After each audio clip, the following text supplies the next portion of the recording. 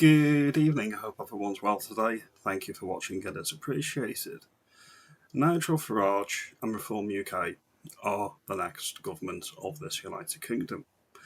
That's apparent by all the polls and the way that the direction of travel on the right is going. The issue that a lot of people on the right currently have is that they've embedded a lot of hope, dreams, and aspirations onto Reform UK, which is partially fair and partially unfair. And we're going to get into that in this video. The reform movement is two things, and it can be both things to both sides, which is what I'm going to explain. From the hierarchy, the leaders, Richard Tice, Nigel Farage, Rupert Lowe when he was in the party, Ben Habib when he was in the party, all of these people were Thatcherites. All of these people were Tories. So when people say that Reform UK have lost their direction because they're becoming the Tory party, they're forgetting that core principle. The reason Reform UK and other splinter groups on the right exist is because the Tories stopped being conservative. The key point where Rupert Lowe and Nigel Farage both left the Uni Party was in 1993. This is very, very important, so we're going to get into this bit first of all. Rupert Lowe did leave the Conservatives in 1993, specifically because he opposed the Maastricht Treaty, which established the European Union and was pushed through under John Major. He was a member until then, and then he quit in protest over it. He later stood for the Referendum Party in 1997, which opposed further EU integration, before his more recent involvement with Reform UK and now Restore Britain. And then we look at Farage. He also left the Conservative Party around 1990, or in the 90s, due to opposition to the Maastricht Treaty as well, and the direction of European integration under John Major. He cited this as a key reason for his departure. He joined the anti-EU movement and led UKIP's formation in 1991-1993. Farage was also a Tory before that and became disillusioned with the party's pro-Maastricht stance. So you've got the two major leaders on the right at the moment, Rupert Lowe and Nigel Farage. They both left the Tories for exactly the same reason: further European integration. And then we look at what happened during the general election in 2024. Labour nailed its colours to the mast and said, we are the party of the lanyard class, we are the party of the liberal elite. If you remember what happened, I think it was on Sky News, when the exit poll came in 2024, it was positively orgasmic from the commentators. And this is the problem with the liberal bubble. Oh, Whoa. oh, My God.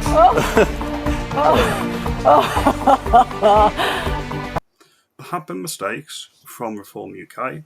The comments by Richard Tice regarding the United Kingdom rallies and people turning up in droves on the streets was unhelpful. That is true. We have walked back that stance, and we've had Reform MPs like my MP, Sarah Pochin, actually celebrating it and getting behind the Raise the Colours movement, so interacting and galvanising the working class vote, which is extremely important for why they're going to win the next general election. When you look at this thing here, if you look at the voting intentions of people in Britain, you'll see that lower income people disproportionately skew towards reform, and people in the liberal elite, people who are well off, who have got a lot of money, they skew towards the liberal parties, which tells you everything you need to know. The Liberals are literally for the Labour, the Lib Dems, and now the Green Party. They are there to preserve their position. This is what the state wants more than anything else, to preserve the status quo. Nigel Farage and Reform UK have made it clear they are an enemy of the liberal post-war consensus. They've made it clear they are going to tear down Tony Blair's New Britain. And they're going to get rid of things like, I think, the Supreme Court. They've committed to getting rid of the permanent secretaries to the cabinet and the Prime Minister and making these political appointments. And they've also turned around and said that they want to abolish the OBR. These are all but Blairite institutions. People saying that they're just going to become the Conservatives are starting with a faulty premise. We've not had a Conservative government in this United Kingdom since, I would argue, 1990, so 36 years ago. So many people on what some people would deem the very online right, they've never had a Conservative government. They've never actually been under a right-leaning government. They've only known the Blairite project in its entirety. If we're getting Reform UK in, and they're going to roll back the frontiers of the state, as Thatcher would call it, and make us truly sovereign and truly independent, and get rid of the quangos, maybe put Restore Britain in as one of their quangos, and actually be conservative, low taxation, increase the threshold on income tax so you don't pay it until you earn a bit more money, maybe get rid of net zero, maybe increase defence spending, reindustrialise, drill baby drill, both the gas and oil, get some industry and R&D back in the country and some capital investments, he'll still go down as one of the best prime ministers this country has had in a long, long time. Now you can pontificate about other parties like Advance UK, like Homeland Party, like the Remnant, which is UKIP, and like Restore Britain, which is more a movement. They are not pointless. They are not meaningless.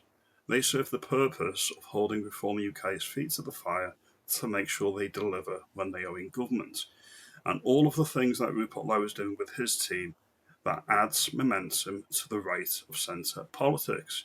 What is anybody talking about? All they're talking about is Reform UK. That's all the Prime Minister's talking about. They're not talking about the Tories. They're going to be hollowed out by the time of the next election. More and more Conservatives are going to go over to Reform UK. This is positive. This is good. Basically, what will be left in the Tories is a rump of Liberal Democrats, and they will likely collapse on their own arse and join the Liberal Democrats, which is where they should have always been. Then we get on to this finally here, this one here. The turnout in the 2024 election was about 60%, but the pattern shows working class voters disproportionately contribute to not voting, making their interests less represented. This is the key demographic that Farage needs to go after, which is going to win the next election. Many people don't know this, but post 1997, the elections in the UK, the turnout has fallen off a cliff. Because people think all the decisions were made in Brussels, there was no point to vote anymore. The outlier and the one vote that bucked that trend was the Brexit vote in 2016. I think it was 80 to 85% turnout.